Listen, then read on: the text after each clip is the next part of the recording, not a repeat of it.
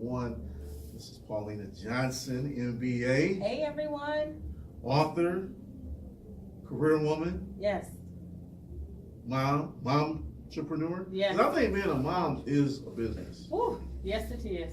I think anybody that's a mom and raising kids, I think you can run a business easy. Very much so. It's the same thing. Yes. Yes. Okay, so let everybody know who they talking to. Give us some success keys in corporate America. What advice would you have to give people? You know what? First off, let me just go a brief history of my background. Okay. Grew up, born and raised in Gary, Indiana. Had a really difficult childhood. Parents that battled substance abuse, mom who battled mental illnesses. Went through a lot of abuse. At the age of 15, became pregnant with my first child. At the age of 16, kicked out of the house. My dad had a drug episode, basically. And I ended up becoming an emancipated minor, was on my own in high school. Wow, so you was like Macaulay Culkin. I was Macaulay Culkin, that's who I got it from. I actually saw, it's so funny, I actually saw a news show with him saying that he was getting a divorce from his parents, and I was like, this is exactly what I need to be on my own. I wanted to do that, but I had different reasons. Why did you want to do it? I just wanted to go to sleep when I wanted to. That's what I wanted. They told you had to go to sleep at a certain time. Yeah, I wasn't having it.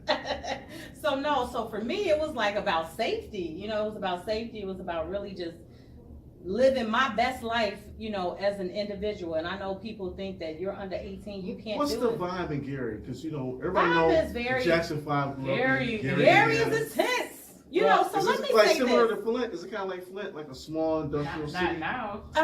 Not Even at now. that I will say this. So Gary's primary industry is the steel industry. Okay. So they have U.S. Steel there. So it's very similar to Detroit in that Detroit has it's a manufacturing sector, a manufacturing hub. And so what happened, and Gary was predominantly a white city. It was predominantly a white city. And so after the first black mayor, Mayor Hatcher, became mayor, like they started integrating so many parts of Gary. So for example, my high school that I graduated from is Gary Roosevelt High School. We call that the Black Harvard of high school. I know everybody like, what? It is the best high school in the land because a lot of our teachers were PhDs. Right. And simply because they either grew up in Gary or the surrounding areas and could not work any other places. So they went and got educated and couldn't get any other job except with the only black high school in the black school. Got you, okay. And so Gary, for a long period of time in its foundation, because it was only founded like 1909 or something like that, and it was a steel town, so everyone came to work in the steel industry. And you had people transitioning from everywhere, and like my father's family is from Tuskegee, Alabama, so my entire father's side migrated to Gary just for the jobs, period. Okay. You know, and literally it wasn't a college focus because you could just graduate from high school, and our high school, we also had like a secondary high school where you can pick up your trade and everything. And so literally all of us were graduating and we had trades coming out of high school because we were like, just in case college don't work out, we have this trade. Exactly. So you could be in high school learning COBOL programming. You can get your certification as a cosmetologist, as a CNA. I remember that. As a welder. You know, so. It was Murray Wright. Murray Wright High School was like that. See? Yeah. And I feel like that's missing, but that's a thanks whole. Thanks to Reaganomics, we cut all that. See, and it's so funny because I'm like, as a woman, like I enjoy wood class. Like we had wood class, we had electricity class. Like you had to learn how to do these things. So when you became an adult, you pretty much were self-sufficient. So in one regard, you know, Gary has a very strong history. Everyone, you know, really remembers Gary for the Jacksons because I don't care anywhere I go. If I say, I literally was in London, they say, where are you from? I said, Gary, Indiana. They're like, Michael! Yep. Right. Exactly. They're like, do you know Michael Jackson? right. So, but it's a very hard working, I always say, they like the little bougie side, and as strange as it may sound, it was like our own little Wakanda. Because I would tell people, like, growing up in a predominantly, you know, because it was like the early 50s, 60s, it started transitioning to more black people coming in, and we could spread out throughout the city, you know, to have your teachers, all black, men, women, to see all the businesses owned by black-owned businesses, to see the neighborhood restaurants black-owned. Like, for us, we our doctors was black. Like everyone we went to was black, right? And so it was never a thought in my mind that I could not achieve those things because I saw it. And so I always tell people, regardless of where you are in life, you have to expand your understanding of people and your situations, because sometimes when you grow up in certain environments, you don't understand the benefit of that environment, right? Were you always a people person? Were you like that in high school? Well, sort of, kind of. I was always outgoing, but I had a very shy side, so I had to get to know people first. So once I got to know people, I was a little bit more comfortable. Okay. But my entire, I always say this, what really helped me, I was a cheerleader my entire life. So, you know, that's that whole motivational side. But what's interesting, my mother moved us from Gary because things had become too rough for us, and she wanted to, she did not want us to be in a certain environment, right? And this is when she was more healthier mentally. She moved us to Colorado Springs, Colorado. And I tell people all the time, that was the worst culture shock that we needed. Yeah, so it's basically white people, right? Totally. So here it is, we go for an environment that, even though we would get picked on a little bit because we were yellow, so it was always you white people, right. people. So we was white people, right? Like we was for real. And so to go to Colorado and the only black kids in the school is me and my sister, or me, and you literally are trying to assimilate, and you don't, like, we didn't know, like, there was a problem until certain conflict came. So that's when the first time somebody called me a nigger, or that's the first, like, and literally my mother never raised us to be focused on our culture. Like, you know, she exposed us. How to filter that process. Right, but we literally went there, was like, oh my God, they calling us a nigger. That's what it was more or less like, let me explain this to you. You're gonna go in certain environments where people are going to say that. Don't be impacted by that, you know, and so. That's crazy. I've never been called one. Really? Oh my God. Not by a white person. Oh, I mean, I have. Black women have called me one. He called you with an A though, right? Right. Not with an ER. Right, exactly. That's a different kind of fire. That's a different, no, I have, and I have as an adult, I have, I have some interesting stories. I have from customers that I have heard when I walked out the door and they said things. Wow. And so it's so, but they think that it doesn't bother me because I'm like, you're ignorant. And so right. You thought that was going to incite an emotion, but I'm going to turn around and smile. Right. And keep moving. And so people say things like that because they're trying to invoke an emotion from you so they can get you out of character. And so then when you out of character, they're gonna beat the case. They're gonna beat it. They are gonna beat it. And so I think, so just having that experience now, living in Colorado was not all, you know, peaches and roses, because like in Colorado things were difficult. We lived in homeless shelters. You know, I ran away. A whole other story behind that. And I was living basically homeless on the streets for like 3 months. So I was going with different people at 13 years old. And so I guess my mother at that time said, I can't do it alone. And she took us to live with our dad. And again, he just a fully functioning crack addict. Like he was going to work. He was working as a welder in the mill. And he would get up every single day just to make sure that he can pay for that habit. Wow. And so and then me, I was such a suicidal teen, and I always say my oldest son saved my life, because when I found out I was pregnant, it was like something that said, you can't kill yourself. And even though I was thinking about killing myself, I kept saying, something, just my luck, I'm gonna kill myself and this baby gonna survive. And then they will say, you know, this baby will hate. Like, this is how analytical I was. And I was just like, that's good though. Just do it on your own. And so, you know, like, you can do this. And so when my dad kicked me out, it was like the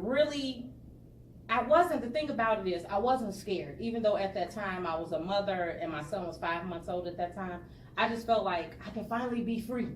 You know, like I could finally just get out on my own and just make it happen for myself. And so I lived with people, relatives, a lady who took me and my older sister in. And I ended up contacting the mayor of Gary at that time and requested assistance, and he helped me get emancipated with the court system. And that was all she wrote. Wow. So now. And literally, that took me into a whole different. How did you get to the University of Indiana? So this is the thing. So when I became emancipated, I ended up finding my own place. I had my own place in high school. Yes, I always tell people I was living on public assistance.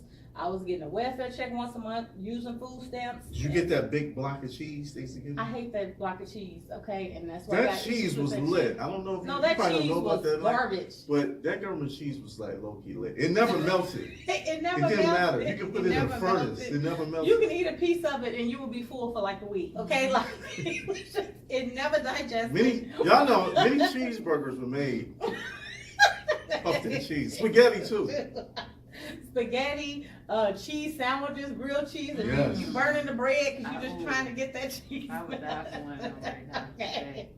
Like, come on. But no, so what happened was I was always an honor student, and I used education as kind of my way to ground my life. And so I ended up finishing high school number 8, got a few scholarships. Pretty much the government paid for everything. My schooling, they paid for childcare, they paid for a bus pass. There was no reason why I could not make it to school. And so I literally caught the bus. It was some other things that went on, but literally no one was really trying to help me get in college.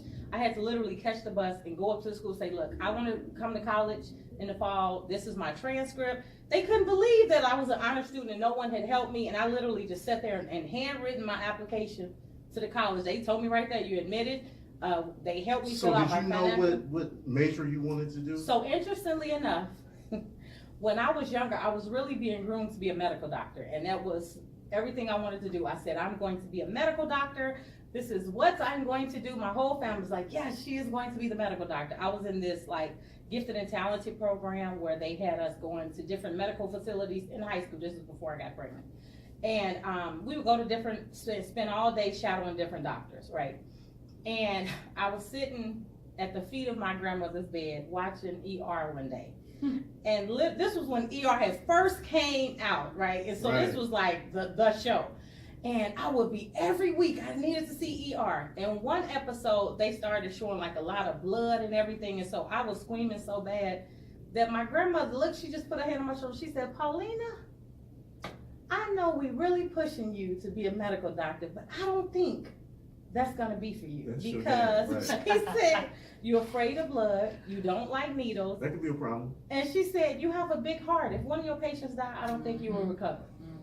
And I looked at her and I was like, but Grandma, and I said, Grandma, you're right. Because I thought about it and I was like trying to think about every medical profession I could go to. And I was like, this is literally, I'm gonna see blood somewhere. I'm gonna see, you know.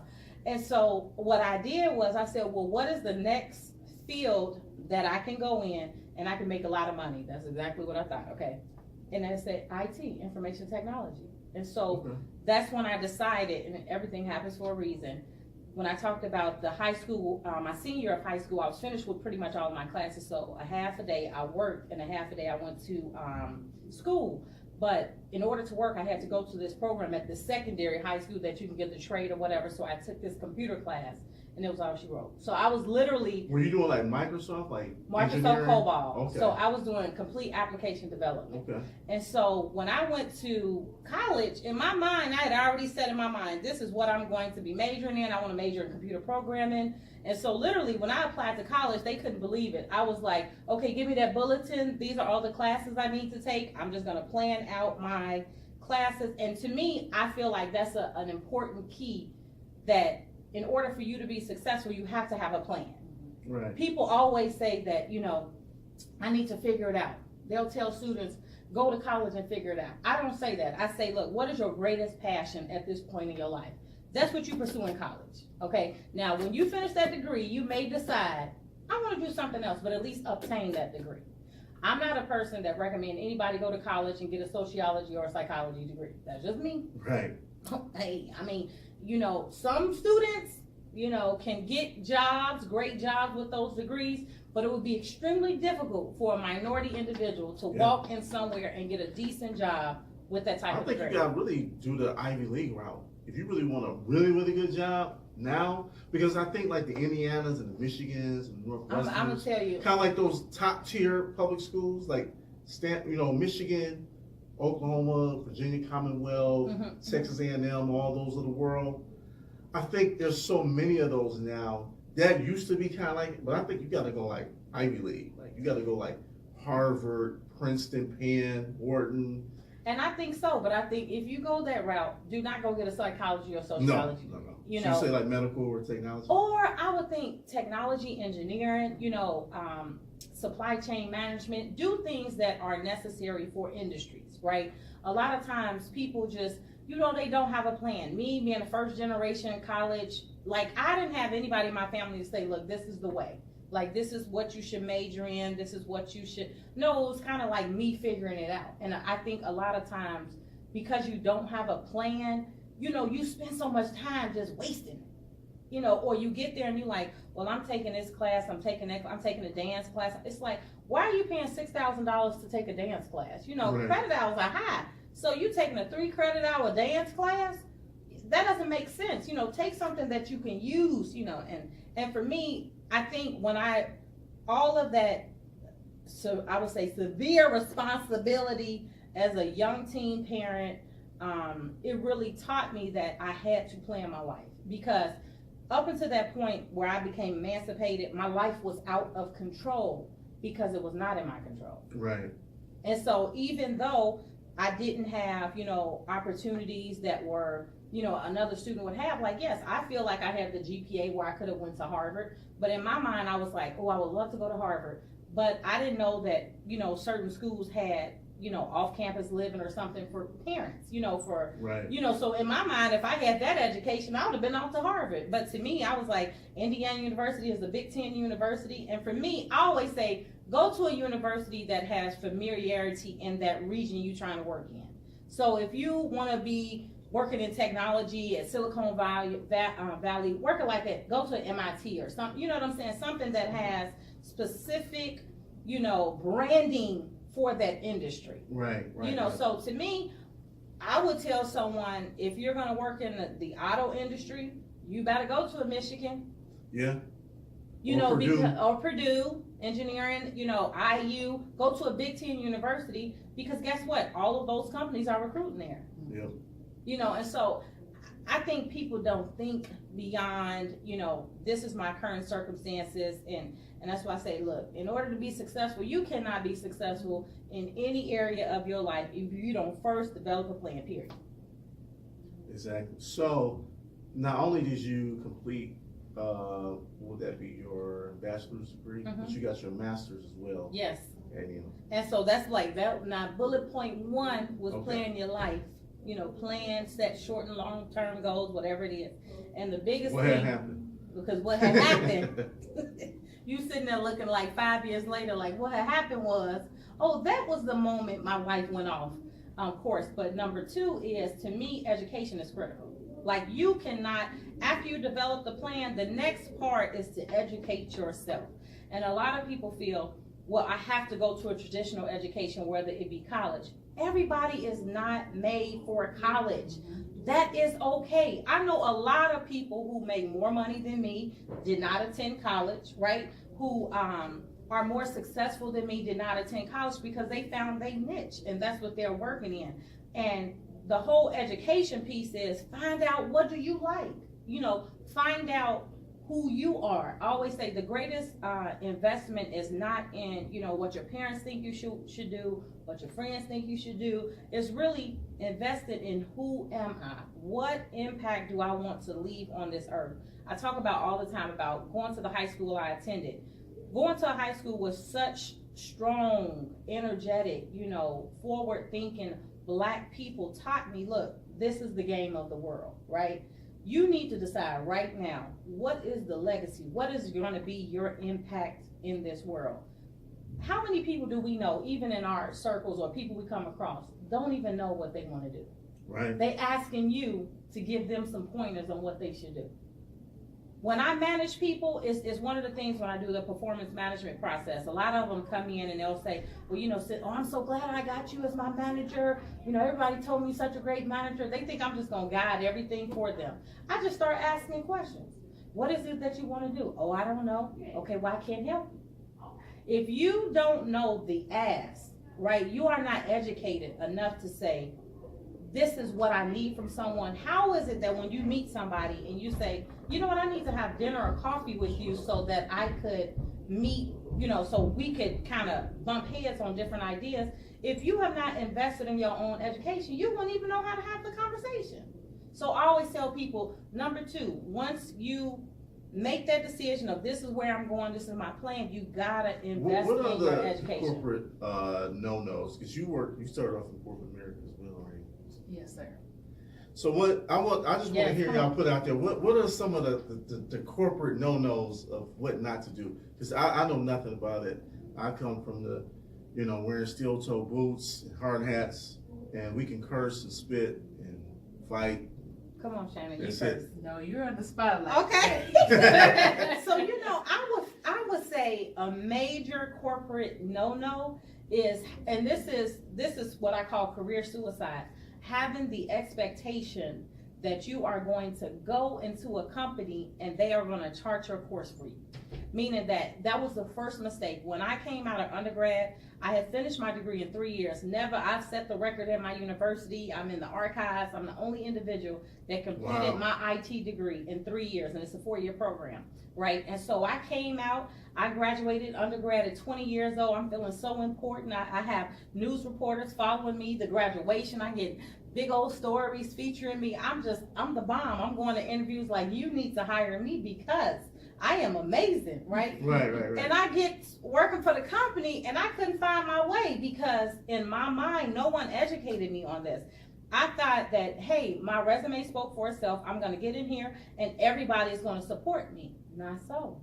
You can get in there and people are like, I'm going to break her because I'm jealous. I found out that she's supposed to be the superstar. And so I'm going to make sure and when I tell you, that was the best experience and the worst experience of my life because everything that I had been through to my life prepared me for that. I was used to isolation. I was used to people playing games. I had literally so much sabotage where one of the guys knew how to backdoor the system. And at night, we had to write code every single day. And your code basically filtered to another part of the team. And so at this time, we're developing the financial management package for the city of New York. This is before year 2000. This is a huge project. So I got team members in Canada, Virginia, Chicago, New York, right? So if Paulina Johnson is having this part of the program and I'm testing and I'm making sure all of this is okay, and then I send it off, and then I find out somebody before I'm sending it, they put a program in that stopped the send, and this guy would go in and change code. Oh, So wow. it would make the program not work. So then it would come back and it's like, well, you didn't do that right. So the first time it happened, I literally was like, well, maybe I did that wrong, but I'm thinking it was working fine for me before I sent. And so what I did was started copying. So the next time it happened, I looked at this and I had printed and I went to my manager and I said, something is going in the system. They told me that I'm making this up. No one could change it. I ended up going to HR. They found out that this guy was doing it. Literally, this man was smiling in my face, always acting so helpful. Right. You see what I'm saying? And it's like, and I was so trusting, like, yes, wow, yes, this is great. And literally, at that time, I was the only African-American hired in that firm. And they are defunct now because they were one of the major companies that went under. And with the IT bust. And I was like, man, I thought they really were supporting me. And this man was smiling in my face. He was a young guy. And it was like, he intentionally tried to sabotage me. It was so stressful. They hired another black woman. It could have cost the whole company It could by have. him doing that goofy stuff. But see, this is why I'm saying about, this is going to be another lesson that I said about what I learned in corporate America. And they hired another black woman who, guess what? Mhm. Graduated undergrad from Northwestern, her master's degree from Harvard. This was an older woman. She looked like me. I couldn't believe, I said, oh my God, we have so much in common. And so she would always tell me to come to the bathroom to talk, and she would just talk, give me different pointers. And so she would ask me about the training process. The guy started doing it to her. And so she was like, wait a second. And I said, oh, well, I thought that they would give you even better because you went from Northwestern, Harvard. And she said, Paulina, I want you to understand. Now, I was 20, 21 at that time, and she was 38. She said, I want you to understand, it does not matter that I graduated from Harvard. It does not matter that I graduated from Northwestern. All that matters is I'm a black woman, and that's all they see. And she said, if you get that understanding now, you will be okay. You will understand you have to protect yourself at all times. That experience taught me that, number one, you have to have your own mindset of what you want to do, and you have to stand firm with it. Not being rude and disrespectful and emotional in your approach, to let them know, hey, this is where I stand. But then you also have to document. Because you can't be the angry black woman. You can't be because But that's here what we they, go. and that's what they feed off of. And they will Right. say things that will antagonize you and gaslight you, like you're mistaken. I brought you lunch yesterday. Right. You know, why are you, oh my God, Paulina, I support you. You know what I'm saying? And so I think that's a major thing in corporate America. We have this, we come in with our guards down, or we come in with this chip on our shoulder. All you have to do is come in and be yourself, do your work, but don't ever think for 1 second it's not a game. Because people are in this game to win the game, right? And you have to stay in the game as long as you want to stay in the game. That's right. But understand, you have to have your ducks in a row 10 times more than they do. If they do this, that's fine. But if they do, that's fine. You don't start that game. I don't care if they try to coach you into doing it. Well, here, you can have this, because I know they said we ain't supposed to do this, but I do it all the time. So here, you can take, oh no, I'm good. Right, exactly. Exactly. And so to me, that's why I was like, now that's the education. That's the, educating yourself. Everything is about an investment in you. You should always be learning something new every single week. For me, I set a goal for myself. Every week I'm learning something new. When I was younger, it was every day, because I was so hungry and I wanted to develop the confidence within myself, and so I would be like, every day I'm learning something new. Now it's every week I'm gonna learn something new.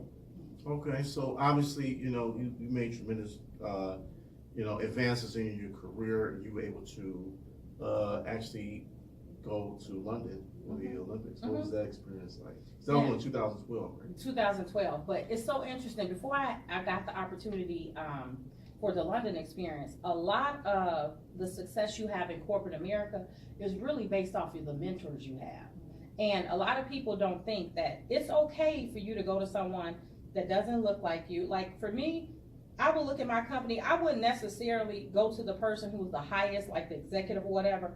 I would go and see somebody that I could learn something from, like somebody who had knowledge in a certain area, and I would say, hey, can I sit with you for a few days? Now, some of them will be very suspicious, right? Because they're like, where are you coming from? And then when they see you just trying to learn, you compliment them, let them know you like how they're handling themselves and you want to learn from them. Is it okay if you can shadow them for maybe a half day, a couple days, whatever they feel comfortable with? That's what you do. You seek out mentors, because it's not necessarily feeding you the knowledge, but it's also giving them an opportunity to get to know you. So when the opportunity for London came, basically they had a competition within the company. You had to write an essay as to why you should be selected to represent the company at the London 2012 Olympics. And literally, and the only caveat with that was that they had to confirm with somebody you gave as recommendations. So basically if they picked you, somebody had to recommend that it was okay for you to go. And I always say, if it wasn't for the relationships that I had developed with the different mentors I selected. Now, this is what I tell people all the time. Now, one mentor that I've ever had has said, Paulina, I knight you the chosen one. I want to mentor you. It's people I sought out and said, and I didn't pull on them so much. It was like certain things I developed, again, that plan. I said, I'm going to educate myself. Of what you wanted from them. You go there, and it's not about sometimes I just wanted to hear what they had to say. Tell me about your experience in the steel industry. Tell me about one of the greatest challenges you had in this role. Tell me about a position that if you can go back in time, you would do things differently in that position. People feel so empowered that, wow, this person is coming. And then they like, this young black woman is coming to me. I've never, and then they start opening up to you about certain things. And you find out, wow, one man told me, he said, you are the only black person I have physically met in my life. Wow. Help me understand. This was like 2004, 5. I said, excuse me? And he was like, no, this is, I've always grown up and worked around and lived around everyone from my culture. I'm not, and he's like, I've seen black people on TV. Now, a black person with a chip on their shoulder, how dare you?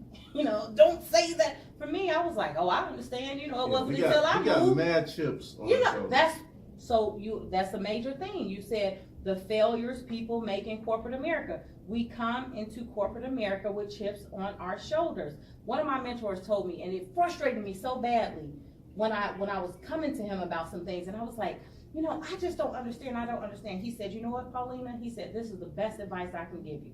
He said, at the end of the day, this is not your company. You don't own the rights to this company.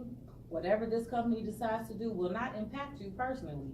You can find another job somewhere else, but don't make decisions based on the decisions that you feel is best for you, because you will always be disappointed. Make the decisions that are best for the company. See, a lot of times we come in and we bring too much of ourselves, right? We show up at corporate America like, I am Paulina. I was born and raised in GI, Colorado Springs. I'm going to show all y'all, I'm going to fix all this wrong and make it right. And hold on, we didn't ask you that. Your job is to sell this steel. I need you to sell that steel.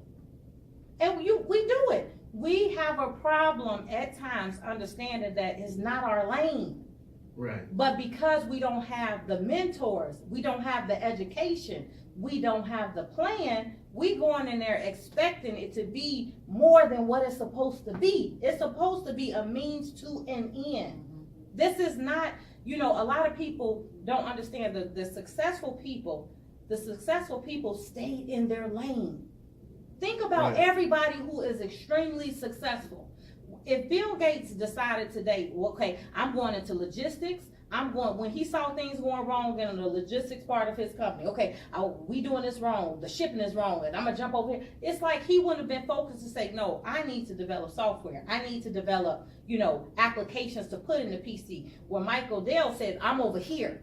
I need to develop the infrastructure. Do you see what I'm saying? I need to, this is my skill set. And people don't understand, this is why we get so off target, especially in corporate America, because we're all over the place. We don't have a plan. We're not educating ourselves. We're not seeking out mentors. And I always tell people, when you seek out mentors, create a trinity in your life. It should be somebody in your life you mentoring, because that's that person that's going to always make you appreciative and grateful to know where God has brought you from, right? So you pulling somebody up, you like, this my mentee. You know what I'm saying? I just want to educate you, blah, blah, blah. You have a peer mentor, somebody you can bounce off to be like, this is what I'm going through right now. And I know this is kind of off, but I think that was a big mistake Bill Cosby made. Oh, absolutely. And it's not about whether he is guilt or innocence. Yeah. It was just about Bill Cosby never really put anybody on. He never did. And so then when the House of Cards fell and they was coming for him, he didn't have any reinforcements. But a lot of it is, look at his identity. I feel like Bill Cosby is the perfect description of people who have double-mindedness. You know what I'm saying? Because if you are consistently who you are that way in all areas of your life. That's right. You understand? Yeah. And people, I always said, people gravitate to sincerity and truthfulness. It may hurt them. You know what I'm saying? It may hurt them in some regard, but they gonna always respect it. And for me, I always like people to tell me the truth, not what they think I want to hear. You know what I'm saying? Yeah. And so with Bill Cosby, his image was very powerful, but that was not who he was, right? As an individual. And because, and I'm this person, I'm telling you, I've seen it in my life, and I always say, I am young when you think about life. And from what I've seen just these 41 years of my life, everything gets exposed. Yeah. So if you don't deal in that truth, especially now, if you don't deal in truth, that truth is going to expose itself. So you're going to get along and this is why I say in corporate America, some people be so disingenuous. You know what I'm saying? They trying to come in and fake, and they talk in different ways, and and it's like, and then you don't understand why when the promotions comes, you're not promoted, because you're not sincere. Right. They don't know how to take you. Right. They don't know and they see through you. And they see through you. Yeah, everybody sees it. Everybody sees it. It's but just like it's the Johari window. Everybody has a blind spot. Everybody has a blind spot. And that's why I said the whole Trinity. The Trinity is the mentee, The Trinity is your peer mentor, and the person is your mentor, right? So you have three people at all times that is a part of your life. One person is speaking to your life, which is your mentor. And I always say you have mentors for different things. Mm-hmm. The mentors I have corporately is not the spiritual mentors I have. You understand what I'm saying? The mentors I have, from male mentors, I have different women as mentors for me because I'm also a young woman trying to grow in my womanhood. You know, I have, you know, senior citizens who are my mentors to help me through my singleness as a mother. You understand what I'm saying? Yeah. Raising young black men. You know, it's different things that we have to understand. Our mentor and that whole realm is so critical to our development. We talk about the village. We talk about, and most times your mentors are not in your family, and that's okay. Mm-hmm. Your mentors are not your mother and your father, and that's okay, right? But you have to accept, and that's that whole education piece. You have to accept, this is who I am, and this is where I want my life to go. And you don't do it out of judgment. You know what I'm saying? Because a lot of times in our family, we look at that judgment, right? We look at the, well, you know what? They ain't do anything. How could they tell me? They could tell you all the mistakes they made. Yeah, you can learn from that. Right, exactly. So I keep going. Okay. So how did the process start with the book? How did the whole book start? Okay, so this is interesting. I have, as young as I can remember, I've always been a writer. Okay. And I get it from my mother and my grandmother, because I would see them writing all the time. I still have some of the writings my mother wrote me. My grandmother would write every day, and honestly, it was really stemmed from a health condition because she had brain cancer. And the year she was supposed to die was the year I was born, and so that's why I'm named after my grandmother. My grandmother's Pauline, and I'm Paulina. But and she would write down everything all the time. So for me, I just enjoyed writing. But the first book, and this is more of an autobiographical book, mm-hmm.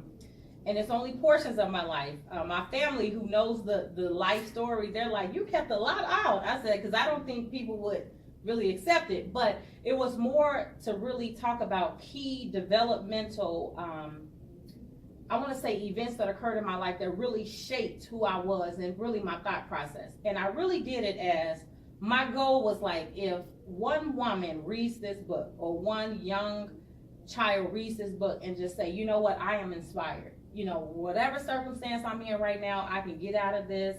If she went through this and I know her and she has overcome, I know I can do it. But literally, when I released it, it took a whole other life. I had so many people reaching out to me from the mental illness community, the men reaching out to me, like just sharing different things that happened to them. Because I talk about, growing up with a schizophrenic parent and not knowing that they're schizophrenic, and right. how that shapes you, and trust. And then I talk about how you hold on to situations because you're in a painful situation, but you hold on because you fear that letting go, that pain is going to be worse. But in life, you find out when you let go, you hurt for a minute, but you can start all over. Like, you can make another life. So it really came from a place of just trying to help people really see you can look at your life circumstances, learn from them, grow from them, become a totally different person, right? You don't have to be in that situation. Because if I would have listened to what everybody said to me, I had ruined my life, become a teen mom, I wasn't going to be anything, I was just going to be a drug dealer's girlfriend. That was going to be my greatest accomplishment, being a drug dealer's girlfriend. Right. Like, if I would have literally listened to what everybody said, right, that would have been my life. But because I set that whole, I know what I'm called to be on this earth. I know that I want greater things. I'm going to develop a plan for my life. I'm not going to expect like my life just to happen. My life was out of control the first 18 years of my life. I said never again. So obviously you went through some pain, and you had mm-hmm. abuse issues from your parents, which is obviously devastating emotionally and mentally. Mm-hmm. Relationships at the job, just all the way around. How did you, because a lot of times people start to go point fingers and just say, it's not my fault. Not that it was your fault, but how did you come to the point to where, like, I need help so I can help myself? You know what? This is going to sound so cheesy and corny, but it's just me and my understanding of love. Meaning that I felt the frailties. You know, my family have always said I've been a very intuitive, analytical person my whole life. And so I always looked at, what can I control? I couldn't control the abuse. I couldn't control the neglect. I couldn't control the hunger. I couldn't control the finances. Like, I couldn't control any of that because at that time in my life, I was a child, right? Even though I was thinking adult things, I was a child. And so someone else had responsibility for me. They were out of control because I would always say they just needed love. Like, Right. They didn't even know what love is. They didn't even, and for me, it's something, it's humbling to understand that your life is really meant to heal people in your family or to heal people who have hurt you, right? And you feel like, but I want to be mad, you know, because Right. that was wrong. I was a little girl, you know, like, Right, and right, then yeah. you constantly being reminded that this is why you will never lack or have any issue really pursuing your dreams, because my assignment for you, remember I told you about that purpose and having that legacy on this earth, is I need you to heal your family. And so for me, that's deep, but that was an understanding that I came to of me being who I was. And I said, well, I felt that, you know, they ruined my childhood. I did not have it. But at the same time, I could pull on certain things that were fun, certain things that I could say that I saw the glimmer of my parents being in a positive way, but they only knew what was conditioned in them. You know, so you got to really understand the patterns, right? And not develop the bitterness from your experience, but say, you know what is it that my parents were so deficient in? And I can go back as, you know, my mother's story. She was an orphan. She was molested severely by all these homes she was passed around. You know, she was written off. So she could only, her mind, no one ever pulled her to the side to heal her mind. So then you become in an abusive situation with my dad, your drugs in, like, it just was a ball of confusion. Why do you think, because, you know, obviously we've had the Me Too movement, we've had like the Mute R. Kelly, and there's awareness on, you know, violence against women and pedophilia, whatever the case may be. But it's like everybody wants to live in this pain. They just want to share these war stories, but then there's no solutions really. Like, there's no like, okay, so what do we do now? And that's my problem. My problem is, and even when I go motivationally speaking to different groups, I'm always wanting everybody to share exactly what happened to them. Because a lot of times people don't deal with that pain, and I know for many, many years I didn't deal with it until I started going to therapy and counseling, because you taught to suppress it, right? You taught to hide it, you taught to suppress it, you don't want to deal with it. But I always say this whole R. Kelly syndrome, it's a syndrome that's running rampant right now, because that whole documentary opened up so many wounds for people that they suppress, right? Because the theme of that documentary to me was, look how people just hide for years. Like, look at what people hide for years, right? Yeah. And you can, in as much, I'm not on that whole bash R. Kelly. I'm just not. I don't agree with that. I feel like this man was broken long time ago, like a long time ago, and he is mentally ill. People are not dealing with that. You can say he's a perverted, he's this, he's mentally gone. Like, if a person is mentally ill, this is why in hindsight, we look at the situation, we say, send them girls home. Who does that? You're about to ruin your career. You're about to ruin, in his mind, he's not doing anything wrong because he's not doing anything wrong. Right. You understand? And like, people are not having that conversation. And it's still a process. It's a process. For the victims and the For the victims and, but check this out. I would admonish this. They didn't know they was victims. Who told them they was victims? Right. Their parents. Somebody who said this is not right. While they was in it, this is what we doing. Listen to what the women were sharing. I had no idea. Like, I mean, I knew, because everybody's like, well, didn't you know? Well, I thought, but you know, I just loved him. I just like, do you understand? That is the syndrome that people need to deal with, is that we expose all of this. But I didn't see, even in that Lifetime documentary, I didn't see any therapists trying to talk to the women to heal them. To me, all they did was exploited their story, sent them on their way, and now they doing all these circuits. And I'm gonna tell you right now, being in a situation where I had to deal with abuse that happened to my own self and how it comes up, they're gonna go and they're gonna share all this stuff, and when they get quiet by themselves, they're gonna have a nervous breakdown. And a nervous breakdown could come in different forms. They could shut themselves off or whatever because no one is really giving them the tools to heal. And so what you said is, yes, this Me Too movement, all these different things, we want to expose all of this, and because this is that spirit of fear, that if I could put all this fear, everybody's crazy now, everybody's overstimulated, everybody's high strung, everybody's so angry, so rageful, right? But at the end of the day, I'm the healer. Let's get back. Let's put this plan, excuse me. Let's put this plan in place. Let's invest how I don't get in this situation again. Right. Because I got some water down there. oh, you got water? Okay. So because as far as like business opportunities Yep. and advancement, I would say to black women, you got to deal with men. You have to. Absolutely. And if I get the vibe you want some Me Too, it's just like, why would I do business with you? You know, why would I do anything with you if you're going to come back and say, I did some misconduct? Because now it's about policing behavior. It's not anything that I did, because it's like, now we're trying to criminalize behavior or certain things or ideas. And it's like, if for most men, because I'm a man, I know most men think, we just like, we're going to avoid it altogether. And we're just not going to include certain individuals. But see, that is the whole, I feel like that is the plan. The plan is I want to keep division going. I want to keep division. I want to keep an image and a narrative going. When you think about even the documentary with R. Kelly, if Lifetime wanted to be a balanced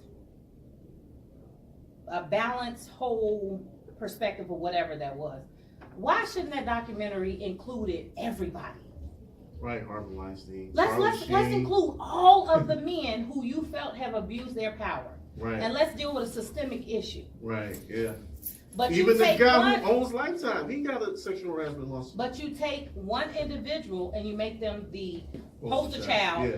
because you're trying to create a narrative. And this is what I said about the whole fear and emotions. If I can pull people into their emotions, now they out of their intellect. So they can't think for themselves. They're thinking from a place, and that's why I said this whole syndrome is bringing up all these emotions and all these different things that's going on, but then no one is saying, where are the therapists? Where are the people that are saying, these are the tools, you gotta develop a plan. How do you not get in that situation again? You have to educate yourself to understand the codependencies you develop. Like, this is the thing, get some mentors who get into support groups. Like, where is the plan? Let's get out, let's get the steps, let's get on out of this. We're gonna take a quick break, and we're gonna get into some more into this book and how you publish it and how you got it out there. And then also we're gonna talk about some Black MBA. Yes. Moving forward. Yes. Everything. Yes. All right.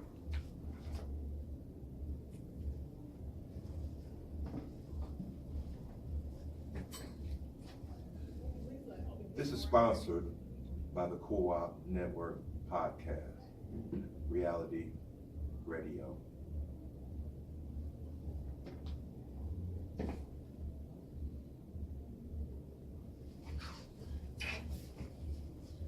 You gotta take a break. We gotta put a break in between there, because you want to have it to where you keep their minds. Yeah. Oh. Yeah. It's nothing wrong with. We got a good conversation. We on the But see, marathon. but see, We can be here all night. That's what the